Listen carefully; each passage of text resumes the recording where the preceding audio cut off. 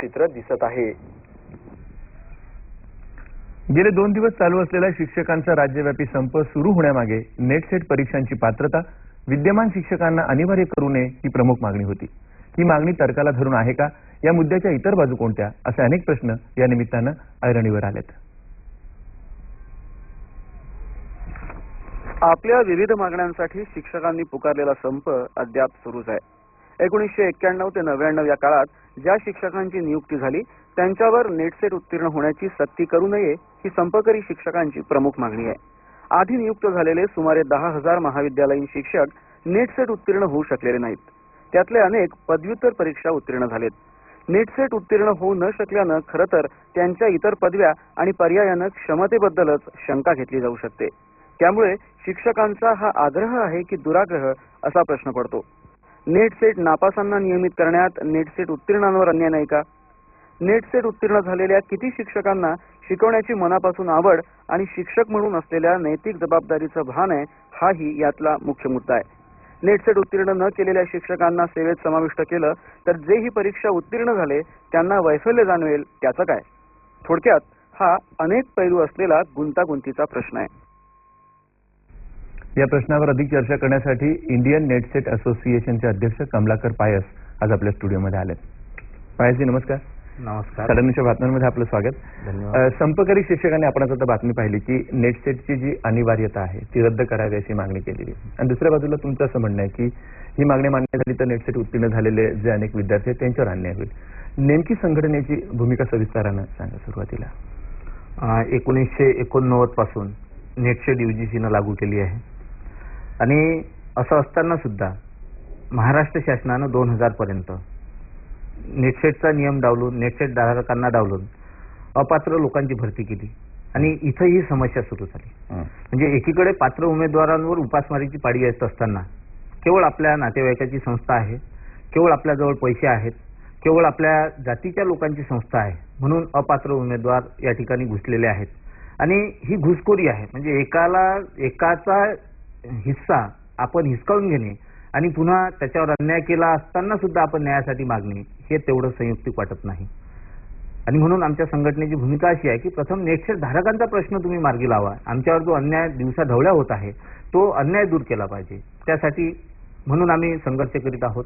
साडेनऊच्या बातम्यांच्या माध्यमातून परवाच दिवशी आम्ही फुक्टोचे अध्यक्ष सदाशिवन यांची मुलाखत या व्यासपीठावर घेतली होती आणि त्यांचं असं म्हणणं आहे की नेट सेटचे विद्यार्थी मिळत नाहीत म्हणून तर आम्हाला एमफिलचे विद्यार्थी घ्यावे लागतात असं विद्यापीठ म्हणतात, महाविद्यालय म्हणतात। याच्यावर तुमचं काय म्हणणं? फुक्टोचे अध्यक्ष जे सदाशिवन आहे ते साफ खोटं बोलतायत। मुळात नेट सेट धारक दरवर्षी जेवढ्या जागा निघत नाही त्यापेक्षा जास्त उत्तीर्ण झालेले आहेत। अलीकडे 1 जून 2009 नंतर नेट सेट कंपल्सरी असताना सुद्धा एमफिलच्या सरसकट भरत्या केल्या जात आहे। ज्या मुलाखतीला 10, 15, 20 नेट सेट धारक उपलब्ध होते तरीही एमफिल 1 नंबरवर एमफिल, 2 नंबरवर एमफिल, 3 नंबरवर एमफिल ठेवण्यात आलेला आहे। मुळात मिळत नाही हा विषय नाही आहे। नेट सेट धारक आज मोलमजुरीचं काम करतायत, कोणी विद्यापीठाच्या समोर लेक्चरर होण्याची पात्रता असताना सिक्युरिटी गार्डचं काम करतो आहे, 40 रुपये रोजानं दारूच्या भट्टीवर काम करायला जातो आहे।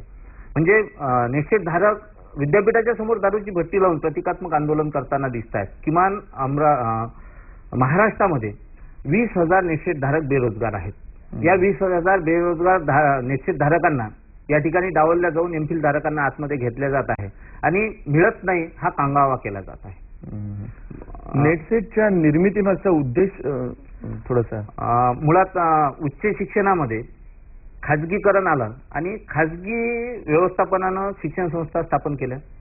मग माझं कॉलेज असेल, मी व्यवस्थापक असेल, मी अध्यक्ष असेल, माझा नातेवाईक लागला पाहिजे, माझा भाऊ लागला पाहिजे, माझा मेहुणा लागला पाहिजे, माझ्या जातीचे लोक लागले पाहिजे किंवा पैसे घेऊन मी माझ्या सोयीचा उमेदवार लावला पाहिजे असं सुरू झालं। म्हणून भाई भतीच्या जो कोणी ऐऱ्या गैऱ्या नथू गैऱ्या कोणीही असो तो लेक्चर व्हायला लागला केवळ त्याचं कॉलेज आहे म्हणून।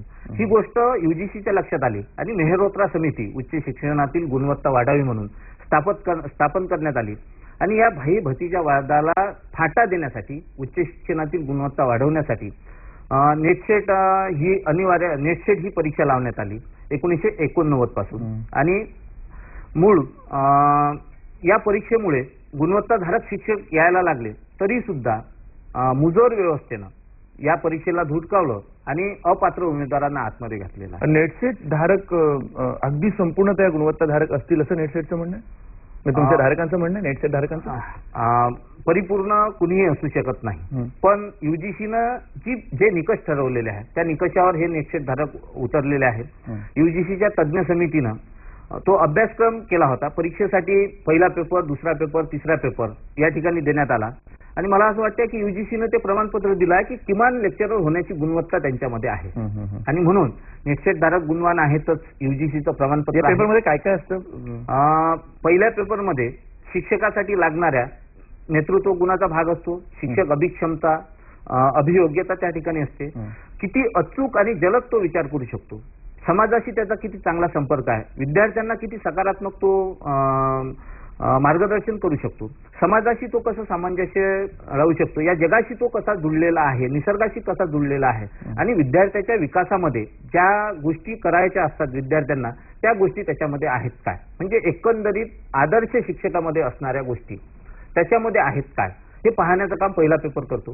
दुसऱ्या पेपरमध्ये आपल्या विषयातील ज्या विषयाचा तो लेक्चर असेल त्यातील सूक्ष्म ज्ञान त्याचं आहे काय ते पाहिले जाते आणि तिसऱ्या पेपरमध्ये किमान त्याच्या विषयातील किमान ज्ञान त्याला आहे काय ते पाहिले जाते. या तिन्ही चाचण्यांमधून तो गेला की त्याच्यामध्ये लेक्चरर होण्याचे गट्स आहेत, गुण आहेत हे सिद्ध होते असं युजीसीनं मान्य केलेलं आहे. नेटसेटला जो एमफिलचा पर्याय दिलाय नक्कीच तो तुम्हाला आवडला नसेल, तो कुठल्या अर्थाने बघता तुम्ही? नेटसेटला जो एमफिलचा पर्याय दिला होता तो पर्याय नेटसेट धारकांवरच अन्याय करणारा होता असं नाही, तर जे विद्यार्थी शिक्षकांकडे शिकायला जातात त्या तमाम उच्च शिक्षण घेणाऱ्या विद्यार्थ्यांवर सुद्धा अन्याय करणारा होता. इंडियन नेटसेट असोसिएशनच्या प्रयत्नाने एमफिलची जी विदारक अवस्था होती, म्हणजे ज्या पद्धतीने एमफिल केलं जात होतं की 25,000 रुपये दिले की तुमच्या घरपोच डिग्री भेटत होती, भारतातील अनेक विद्यापीठांनी डिग्र्या वाटण्याचे कारखाने सुरू केले होते. अगदी 4 महिन्यात 25,000 डिग्री, म्हणजे ज्यानं एमफिल मधला एम लिहिला नाही अशाही लोकांना एमफिलच्या आणि पीएचडीच्या डिग्र्या भेटल्या. पैशाच्या जोरावर डिग्र्या विकत घेतल्या गेल्या होत्या आणि एमफिल आणि पीएचडीचा घोडेबाजार सुरू होता. संघटनेने इंडियन नेटसेट असोसिएशननं हा प्रश्न 3 वर्षे सतत लावून धरला, अनेक आंदोलनं केली. मुनगेकर समितीच्या निदर्शनास हे आणून दिलं की एमफिलचा किती काळाबाजार होतो आहे आणि अपात्र लोक कसे या शिक्षण व्यवस्थेत घुसू पाहत आहेत. युजीसीनं आणि मुनगेकर समितीने हे मान्य केलं आणि एमफिल नाकारलेलं आहे. मला असं वाटतं आहे की हे नेटसेट धारकांचं यश आहे. मी थोडंसं एम फुकटोचं जे आंदोलन आता चालू आहे, शिक्षक जे गेली 7-8 वर्ष नोकऱ्या करतायत, या शिक्षण व्यवस्थेमध्ये ऍब्झॉर्ब झालेले आहेत, 7 वर्ष ते शिकवतायत, अशा वेळेला त्यांना काढून टाकणं, मी त्यांच्या बाजूने थोडासा प्रश्न विचारतोय, हा त्यांच्यावर अन्यायच नाही का? मुळात एम फुकटोचं जे आंदोलन सुरू आहे किंवा प्राध्यापकांचा जो संप सुरू आहे, पहिलं जे बाब आहे ती 6व्या वेतन आयोगाच्या ज्या तरतुदी आहेत त्या जशाच्या तशा लागू व्हाव्यात आणि यामध्ये अनेक लोक, अनेक शिक्षक, प्राध्यापक सहभागी आहेत. अनेक मागण्यांपैकी एक मागणी ही आहे की नेटसेट मधून त्यांना सूट देण्यात यावी. खरं तर ती त्यांची प्रमुख मागणी आहे. त्याची सदाशिवन बोलताना असं म्हणाले की 6व्या वेतन आयोगाच्या बद्दल माध्यमांनी जी बातमी लीड केलेली आहे तशी ती नसून आमचं मुख्य मागणी आमची हीच आहे की नेटसेटची अनिवार्यता रद्द करा. मुळात 1991 पासून हा प्रश्न सुरू झालेला, म्हणजे नेटसेट ग्रस्त 1991 पासून तर 2009 पर्यंत आहे. मुळात नेटसेट ग्रस्त म्हणजे ग्रासलेले, म्हणजे कॅन्सर ग्रस्त असतात, एड्स ग्रस्त असतात, हे असे नेटसेट ग्रस्त आहेत. म्हणजे नेटसेटला यांनी व्याधी करून टाकलेली आहे. म्हणजे एखाद्या गुणवत्तेला व्याधी करण्याचं यांचं जे काम आहे यावरून यांची गुणवत्ता आपल्या लक्षात येईल.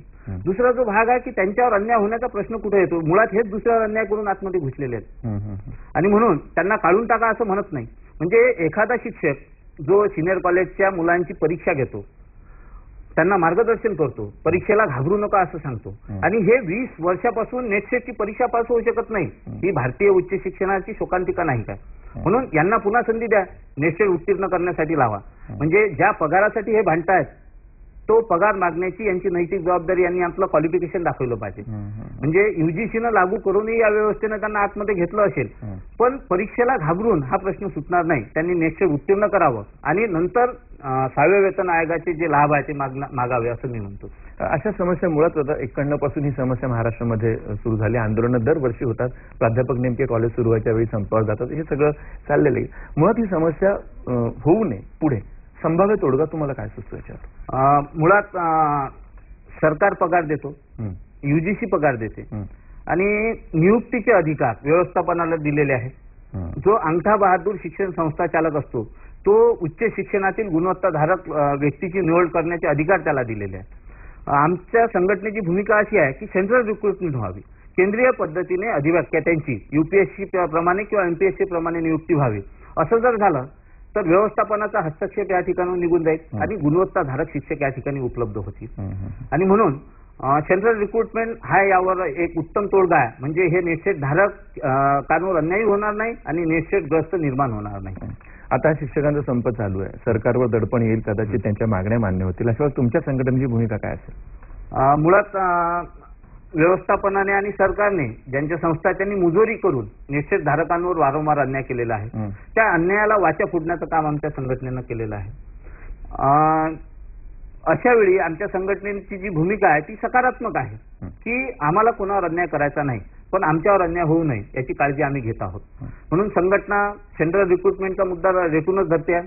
ज्या चुकीच्या पद्धतीने नियुक्त्या झाल्या, म्हणजे 20 लाख 22 लाख 24 लाख रुपये घेऊन नियुक्त्या झालेल्या आहेत, गोरगरीब गुणवत्ताधारक लोक बाहेर आहेत, त्या लोकांना नोकरी मिळावी, उच्च शिक्षणातील दर्जा टिकून राहावा, म्हणून सेंट्रल रिक्रुटमेंट अतिशय आवश्यक आहे. सरकारने याकडे लक्ष द्यावं आणि सेंट्रल रिक्रुटमेंट करावी.